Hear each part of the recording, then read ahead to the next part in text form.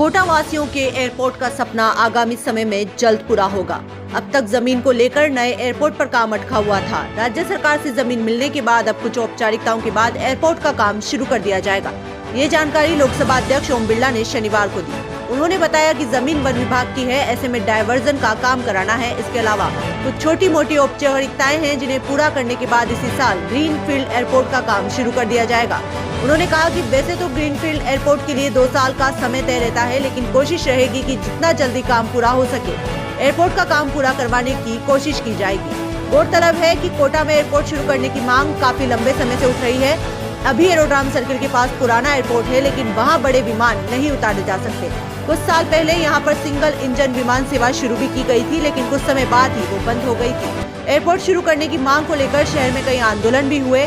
अब जाकर कोटा को एयरपोर्ट मिलने की उम्मीदें बंधी है।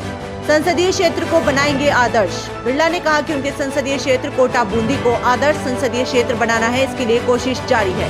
उन्होंने कहा कि विकास के साथ साथ मानवीय संवेदनाओं को ध्यान रखकर लोगों के लिए काम करने से ही कोटा बूंदी आदर्श संसदीय क्षेत्र बन सकेगा।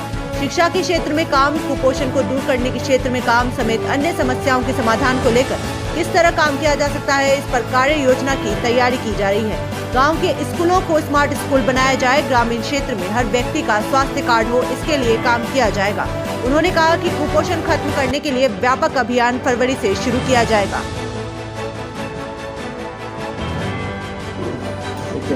प्रदेशवासियों को बहुत बहुत शुभकामनाएं, बहुत बहुत बधाई।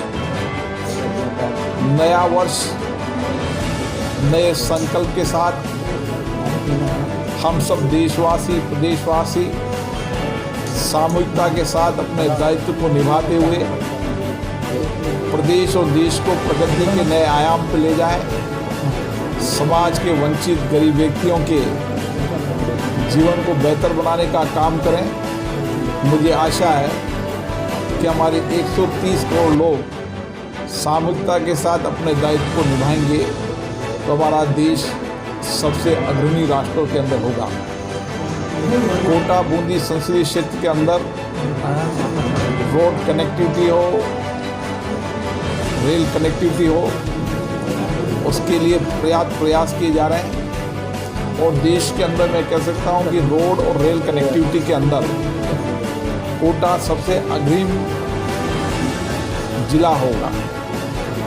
एयर कनेक्टिविटी के लिए भी हमारे प्रयास जारी हैं। मुझे आशा है कि 2022 के अंदर हम नए एयरपोर्ट के निर्माण के कार्य को शुरू कर पाएंगे।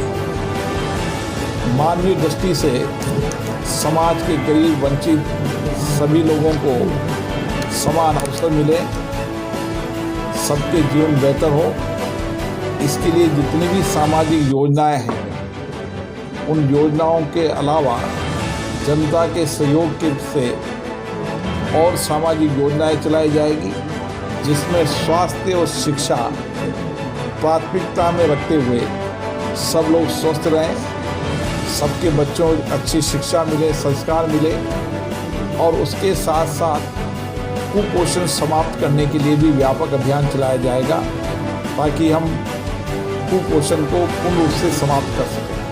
मुझे आशा है कि ये नया वर्ष नए संकल्प का वर्ष होगा और हम कोटा बूंदी संसदीय क्षेत्र को एक आदर्श संसदीय क्षेत्र बनाने में सबके साथ मिलकर काम करेंगे। लोकसभा स्पीकर